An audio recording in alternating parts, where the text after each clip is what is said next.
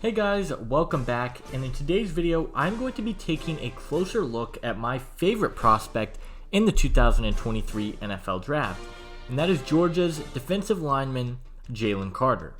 If you guys missed it, I did a very similar video to this on Kentucky's quarterback, Will Levis, so if you guys are into these prospect spotlights, be sure to give that one a check.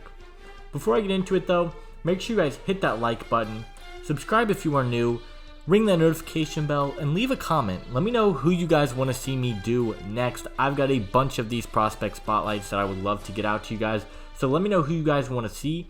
But without further ado, let's take a closer look at Jalen Carter. Jalen Carter is now a two-time national champion at the University of Georgia. When watching Georgia, you will notice they play in a 3-4 defense, and they rotate players in and out of that defensive line constantly. We saw this last season as well with Travon Walker and Jordan Davis, who were both first-round picks in last year's draft. They were constantly being rotated in and out of the lineups and bringing new guys in on the field because that defensive line is so deep.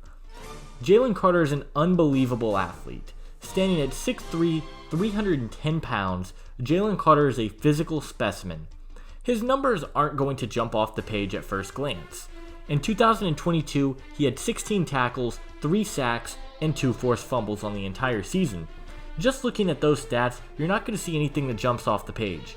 What will jump off the page, however, is the fact that Carter has racked up 58 quarterback pressures over the last 2 seasons. That is unbelievable, especially for a guy on the interior of a defensive line. He is constantly making defensive plays, clogging up run lanes, and putting pressure on the quarterback and making life difficult for him in the backfield. He had nearly identical numbers in 2021 with 3 sacks. He had 35 quarterback pressures last season, which is incredible. The numbers in terms of sacks, tackles for loss, solo tackles, they're not incredible, but the quarterback pressures and the fact he is always in the backfield is unbelievable for a guy on the interior. Carter is an extreme athlete. He has unbelievable size, strength, and agility, and is a behemoth of a man. He is super strong and can move offensive linemen with ease. He's got great hand placement, especially in the pass rush, and can create pressure on the quarterback. He's got long arms as well, and he can use those to his benefit, make a move on the offensive lineman to create pressure, and it gives the tackle less time to respond. Also, when making a tackle, he can utilize his long wingspan and use his long reach to make a play on a tackle. While he is great in the 3-4, I think that's where he thrives. He's going to be a great defensive tackle in a 3-4 scheme. But if he was drafted into a 4-3 scheme, I could see him being very line versatile. You could play him on the interior. I think you could even play him on the edge in certain situations, and he is going to be an incredible player no matter where he is on the line. He doesn't have too many weaknesses in his games. There are a couple of areas he can improve on. He does struggle from time to time in run defense, particularly in shedding the block. He has trouble shedding the offensive lineman and breaking free from a block in run defending. He's got great hand placement when it comes to the pass rush department, but in the run, it can be improved upon a little bit. Another thing that may cause teams to look away is the lack of sacks in production. He by no means has numbers that jump off the charts when it comes to sacks, but I don't really think it's going to matter all that much.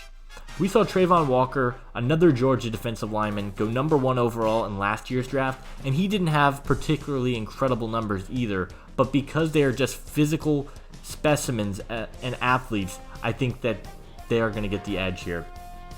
When coming up with the pro comparison for Jalen Carter, it was extremely difficult to find a guy who I compared him to. I've narrowed it down to 3 players, I think. First is Quinnen Williams of the New York Jets. Second is Chris Jones of the Kansas City Chiefs. And third is Fletcher Cox of the Philadelphia Eagles. All 3 of these guys have one common theme, and that is that they are all dominant forces on the interior of a defensive line. It is extremely hard to find athletes in the inside of a defensive line that can blow up plays the way that Carter can. These are 3 guys I think can do it. Chris Jones was a finalist for Defensive Player of the Year. These guys are all huge with long arms and can make quick plays on the ball. And it's very rare to find someone with all the tools, all the attributes that Jalen Carter possesses, and it made this comp very difficult.